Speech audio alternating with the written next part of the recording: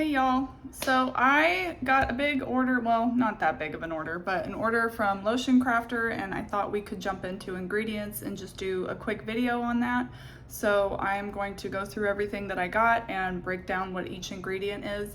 And I thought it would be a good learning lesson, and maybe you'll see an ingredient in the box that I opened that you want to try, or get some new ideas for your own formulas. These are somewhat new ingredients to me that I haven't used too much. I've used a few of them, but we're going to be doing lots of formulas with these ingredients, so check it out. And please like and subscribe. I always forget to say that in my videos. I know people get tired of hearing it, but I'm really trying to grow this channel and make it an educational space for people who are wanting to learn and grow in their formulating, and it can just be like an open style type forum for people to ask questions and see different formulas that maybe you're not going to see on YouTube that often, and just really dive deep and get into the nitty-gritty behind the formula so you can fully understand how to make it yourself and maybe start making your own formulas. So this can be for beginners or not beginners.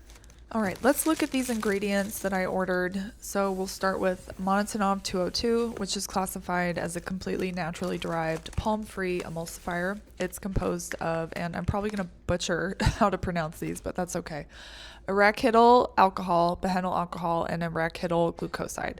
Its usage rates are 3 to 5% that can handle a 5 to 30% oil phase. It's classified as a non-ionic, so it's an easy to use one. It is glossy.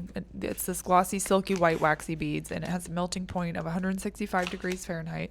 This is a really nice emulsifier that we're going to be using for some creams and lotions soon. Cost-wise, it's a little bit more on the pricey side. It comes out to about $2.93 per ounce.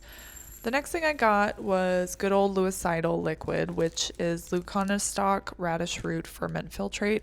It's recommended on Lotion Crafter as a natural preservative, but it's not a broad spectrum, meaning it doesn't cover negative and positive bacteria, or negative and positive gram bacteria.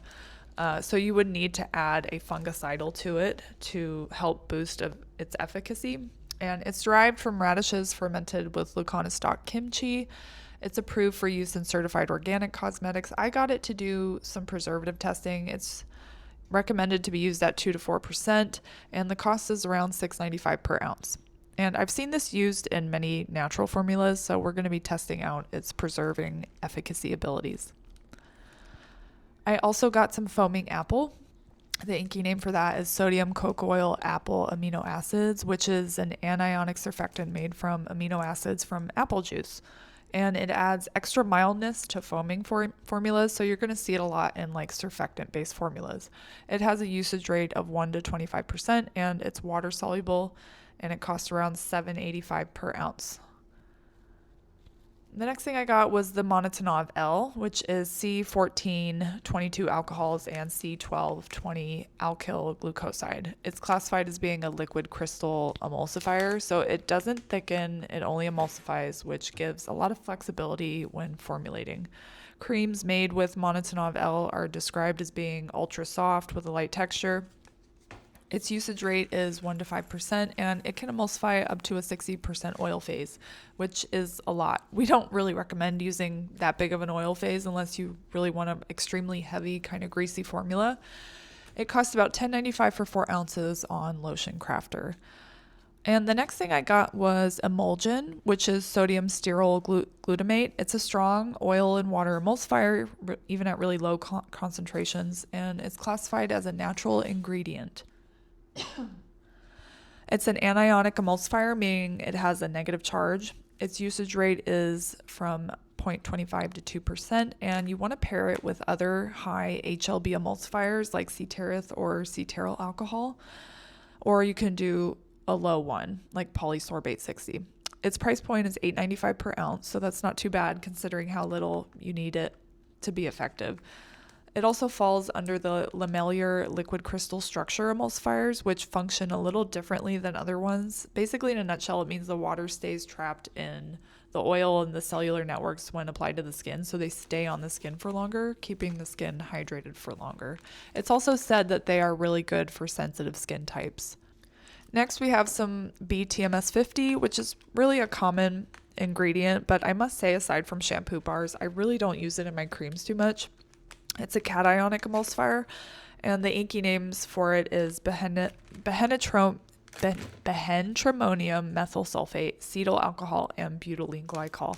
I see it used the most in shampoo bars, not so much lotions. I don't know why that is, perhaps because it's cationic, meaning positively charged.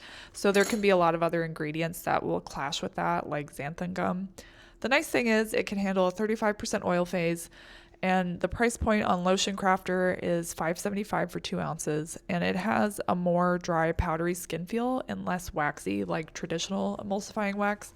So to some people, it can have an off smell, like a fishy smell to it, but it's really not that noticeable. Once you make something with it, it has no fishy smell at all, and it doesn't carry over into the finished product.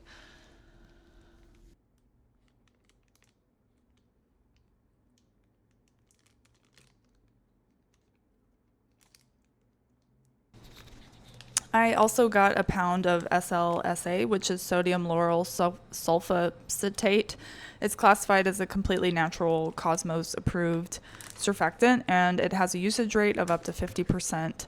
It's a mild surfactant that creates big lather, and you'll see this mainly used in any cleaning products like shampoos, body washes, facial cleansers, shampoo bars, and several other things.